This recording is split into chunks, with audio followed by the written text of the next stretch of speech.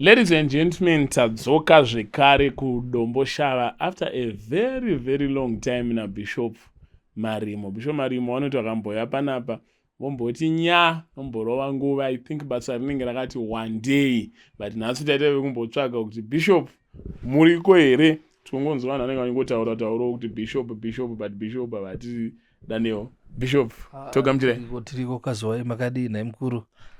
Tiri nani mabasa akawandisa akakunyara. Zvakanaka nekudzirangarira zvechokwadi mabasa acho ari kuwanda. Mabasa aJehovha ari kuwanda. Ivo vanhu vari kuuya vachipupurawo zvavanenge vaitirwa. Saka ndozvinoita nguva kuti titore nguva tisina kumbotsvagai. Aiwa, zvinokudzwa. Saka ndo Bishop Marimo, manhamba zavo ndo ari kubuda pascreen kune vanenge vachida kuvabata. For now tatitimbokurukura nyaya dzemashandiro avanoita, nyaya dzekubatsiro kwavanoita, ndine dzimwe nyaya dzatinochiona dzinenge dzichitenderera munyika yeZimbabwe. Bishop, tadzoka. Ndiri kubatsira vanhu vedzimba ava vakomana nevasikana mazuva ano. Minjoro iri kuwandisa nevari mudzimba futi. Saka vari kuuya ana baba nanaamai, murume wangu hazi kuita zvakanaka, ndigadzirirewo baba imba yangu ive nemufaro. Nevarume futi vari kuuyawo vachichema, tigadzirirewo imba yangu, dzimba yangu fambira ari kuita handisi kuwanzwisisa. Tichigadzirisa uzonzwa munhu akufona kana adzoka nechipo achitenda kuti zvinhu zvakufamba zvakanaka. Nevemabasa vari kuuyawo futi vachitaura kuti akubasa ndada kudzingwa basa kana ndikutoritsvaga imwe nguva. Tikakumbirira kuna Mwari zvinhu zviri kufambawo zvakanaka. Saka naizvezvi ndine miteuro inopisa yandinoda kuti ndiri kuda kana vanhu 10 vari kuti dzimba da kugadzirwa imba yangu. Kugadzirwa imba pari kunzi panopinda mbavha kana panopinda waroyi. Ndine miteuro inobata waroyi yandoda kuti ndimbopa vanhu 10 for free. Ndo vanofanira kuti vazoudza vamwe ivavo. 10 vekutanga. 10 vekutanga ndira kuvaitira mahara obvise kana sendi. Then ndo vanofanira kugadzira mafulaedi ivavo. Pane nyaya dzikunetsa izvezvi mazuva ano ndiri kuona kuti vanhu vari kuda kuitangika kushoropodza nawo yekuti vanhu vanonzi vanobvisawo mpiro wavanobvisa kana vachiuya kuzoona vanhu vechitendero vakaita seni. Aiwa, zvakabvira kare zviriko. Chero mukatarisa mubhaibheri hakuna munhu aiona muprofita asina chipo. Mukatarisa kuna Kishi arasa madhongo ake haana kunzi aende nemari, asi akatonzi tsvaga chingwa chakabikwa nenzira yakanaka neuchi nemaheu. Ndo zvaiweko nguva iyoyo. Ndo zvakaenda nazvo kunopa munhu akanga achinzi Siya nguva iyoyo. The Siya kuda kuti anga ari muoni, munhu waMwari, kuti amupe kana achinge adya anakirwa wananzvira, ane zvaaizotaura kumushure kwacho. Saka muchaona kuti nzira yekupa Mwari haina kunyanya, asi imwe nguva vanhu vanozopiwa vacho vanenge vaita basa raMwari vanoda kuzonyanyawo imwe nguva makaro. Munhu ngaapiwe mapiro anoenderana nekuti munhu ane dambudzikowo, kwete kuda kupfuma nemunhu. Imimi munobatsira vanhu vakawanda, munobatsira vanhu vasingawane vanenge vari kana munzvimbo dzakaita sana Epworth, Hopley. At the same time munobatsira chinhu anofanira kuva achibatsirwa. Munhu kana uri mubatsiri haufanira kunge uri munhu ane makaro. Ndo zvakuita kuti vanhu vanopedzera wakutotya kana kutoenda kune vacho vanobatsira vachifunga kuti inyaya yekuti vanhu vari kutsvaga mari. Variko zvavo vanenge vachitsvaga mari, kwete vanhu vanenge vakafanana nesu. Mwari akatotikomborera nezvizhinji kuitira kuti tibatsire vanhu. Saka munhu chero kunyange anenge asina chaanacho anosungirwa kuuya achibatsirwawo, zvinhu zvake zvofamba zvakanaka. Ndapaona. Then panguva yandandisiri kumbotaura nemi, pane nyaya dzanzi chinyanya kufamba, nyaya dzenyuchi, nyaya dzemakonye, uye nyaya dzekuchinja mari kudziita kuchinja inonzi chifodya kuzviita mari. Imi munobatsirawo mabatsiro aya? Aiwa, ini ndino maitiro andinoitawo. Ine handite zvenyuchi, zvefodya, zvekuchinja mari. Izvo handiite nekuti ndinoziva kuti kune zvinenge zvichiitika. Hatidi kunyanya kupinda mukuita kunge ndoda kurwisana nevamwe vanenge vachiita zvavanoita. Asi inini handiite maitiro ayo. Ndine mine ana yandataura yandinoita yekubata mbavha yekubata waroi ndizvo ka neyekugadzira dzimba neyemabasa neari kupenga chero ane makore apa achipenga akauya pano anongogadzirwa zvinhu zvake zvichiita neane munhu wake waari kuda chero wasati atanga akauya ndikamugadzirira zvinhu zvake zvakutofamba zvakanaka nemunyama chaiwo anoda kuitwa masuko ekuti ufambe uchionekerawo zvinhu zvako zvichifamba zvakanaka. Alright, pamataura nhau yedzimba izvezvi nyika yashata because pane nyaya yanga yachinetsa nyaya namai Jeremiah kwato nevakomana unogona kutopfimba mukadzi wako kana twakakwidza unogona kutobata mukadzi wako chibharo iwewo ukatotadza kuzviziva. Dai pasina kuti amai Jeremiah munhu akabva angoendesa nyaya yepamhepo pamwe ingadai zvakatokuenda pasi pekapeti but hatizivi kuti vakabatwa chibharo here kana kuti havana batongodza kuti pane zvakaitika.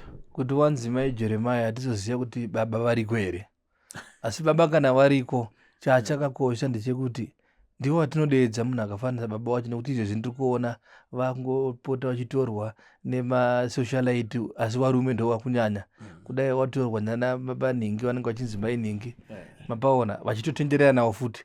Saka mai Jeremiah vaya kana vari rusi basa rinopfuurira mberi futi mukutonga vachiita zvemabasa imomo zvimasikiti.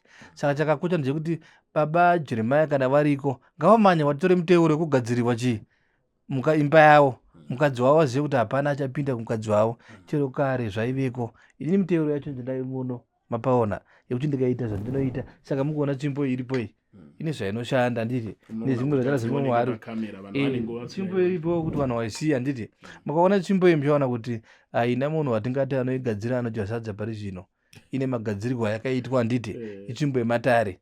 Ndine zvandinazvo makati angu zvekuti tikazviburitsa ipapo tikagadzirira munhu tigadzira imba yake kuti tigadzire rukawo unotonzwa kuti mukadzi ane zvaangaida kuita asi zvaramba murume wacho watomubata kana uchiripwa uripwa. Ndo zvatinoadvaisa munhu akafanana naJeremiah kuti kosei kwaari kutadza kumhanya kuvanhu vakafanana neni vanomugadzirira imba yake kuti idi isimbe. Tinogadzira kana rukawo rweruvambira chairwo kuti wese anenge ada kuti ateme anobva atemwa futi kana utoomera ipapo ndopaunozwa paipo munhu atofa anenge agadzirwa. Saka ndo zvinoda kuti zvitariswe panyaya yakafanana neiyoyo. Ndagadzire musha wake murume we kana ariko anonzwa maJeremiah wacho kana achindinzwa ngaauye timugadzirire imba yake ifambe zvakanaka. Ndikupaona. Then pane nhau dzemumabasa. Mumabasa toziva kuti mabasa mashoma muZimbabwe asi vamwe vari kutobva pane basa iri wototi handichada woenda pane iri wototi handichada woenda pane iri vachipromotwa vachidi isu tichingopera bhutsu tichikanda mapepa. Kana munhu asina mhepo hakuna basa riri kumbonetsa kuwana. Makambani munotoda vanhu imo makambani munotokuridzirwa vanhu wese anoya pana hakuna munhu anonzi ashaya basa kana kuti anonzi adzingwa basa. Aiwa unotoona kuti ndane kurema kwandanako kwemuteuro unotoona kuti ane chiremerawo. Unotoona kuti kana pfuma dzaunobata chiro nebhizinesi rako kana kwakusingauye vanhu unotoona kuti from here uchienda mberi zvinhu zvako zvakutofambawo. Unotoona kuti Mwari akutokutungamirira. Saka ndokushandawo kwandinoita. Hapana kuti munhu akasikwa achinzi atambure asi Satani ane nzira dzake nevanhu vakewo vanenge vachitopinga nekuti kushandisana kuripo kunenge kuchitoitwawo muvanhu. Asi iwe kana wane chiedza unoona zvinhu zvako zvichikufambira zvakanaka. Nhau dzeurwere kwane matenda mamwe anorapika mamwe asingarapiki. Kana muri semuno mudare hamuna zvinhu zvinonzi hazvirapwe. Tine miteuro yatinoti tikakupa kune vanorwara ivavo.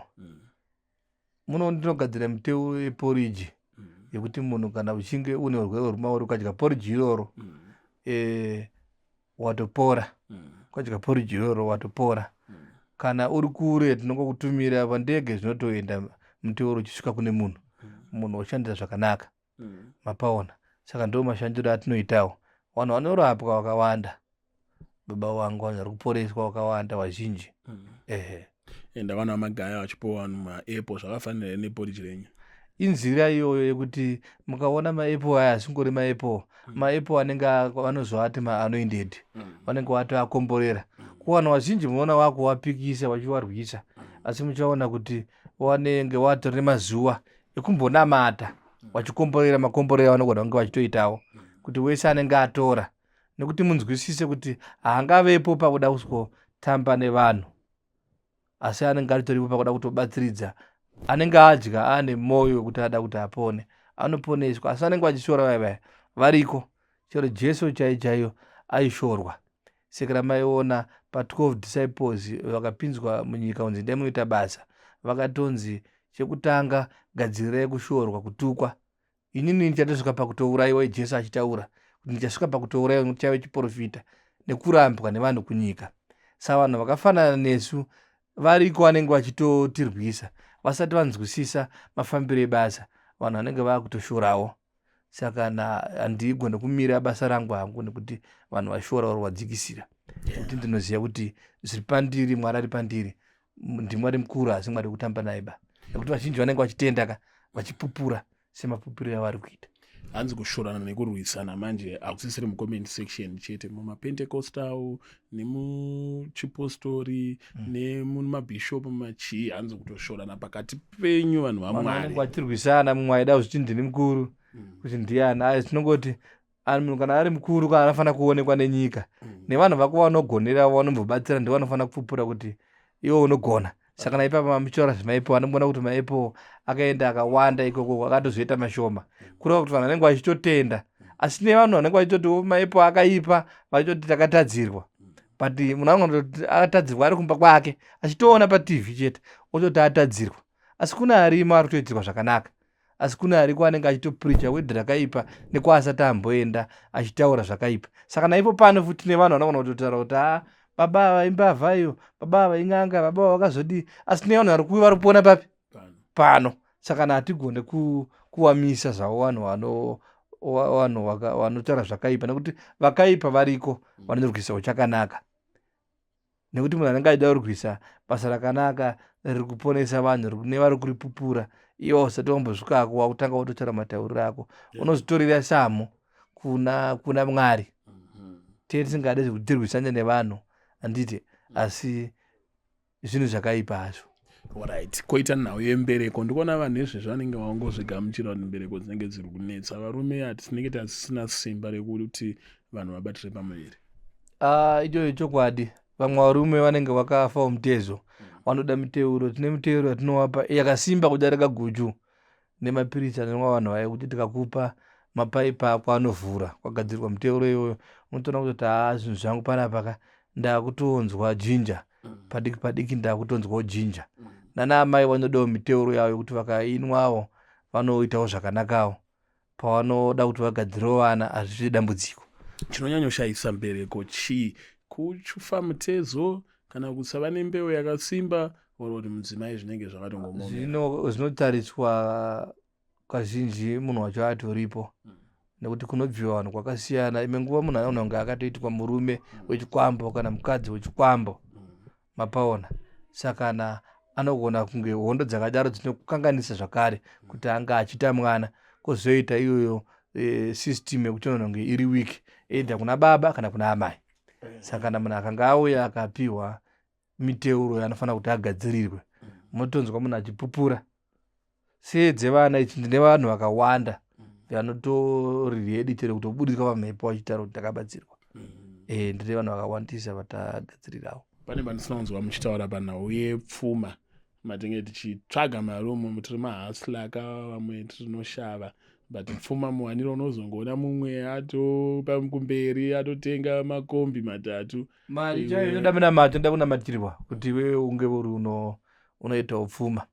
Nekuti mukuberekwa kwedu uku mune ropa, mune mweya yeropa inotera ropa, yekuti imwe nguva kwaunenge wakabva, kana wamuno mukuta unokangana kwaunenge wakabva, kuziva kuti kune zvawemboitwa uchikura nepakurarama kweupenyu hwako.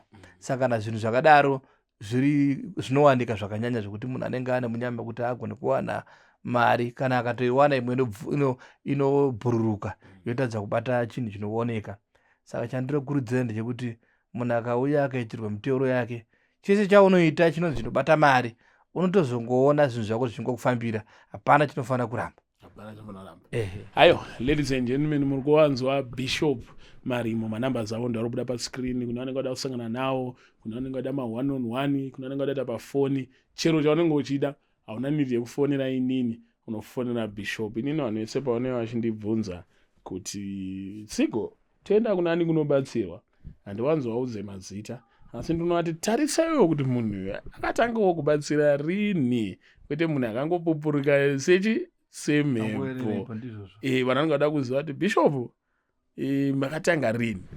Aiwa, inini ndakatanga basa kare 1996 ndatotanga basa muno muHarare, ndakapinda 2004. Kana kune vanondiziva kuWarren Park D pagomo nechepadenga denga paya ndakabatsira vanhu vakawandisa. Takaenda kuCharlotte Brook kumashedu, takaita mbiri ikoko, takabatsira vanhu zvakanyanya. Takauya pamvere chena pasati mashosi paya takaita basa. Nau ndaapa Heathcliff ndaita basa nguva yakarebesa, mapanzwisisa. Asi kumusha zvangu ndakabva kwaChihotawo tangoita basa kubva ndiri mudiki, munhu wese anozviziva. Ayo, mavanzwa Bishop. Saka mashoko enyu ekupedzisira ndeyekuti chii? Mashoko angu ekupedzisira ndeyekuti ndiri kuda vanhu 10 vada kugadzirwa dzimba tiine minamato miviri yembavha nemuroyi. Pamapaka kuti pakapfuura muroyi ndaabatwa aripo, pakapfuura mbavha ida kuba ngaibatwe iripo. Saka ndoda vanhu 10 for free. Uyai mutore, munongofona moya muchitora muteuro ndongokupai 3 days chete, toona kuti maitirwa zvakanaka naMwari wenyu. Hanzi for free, fofa for free, and with that we are out.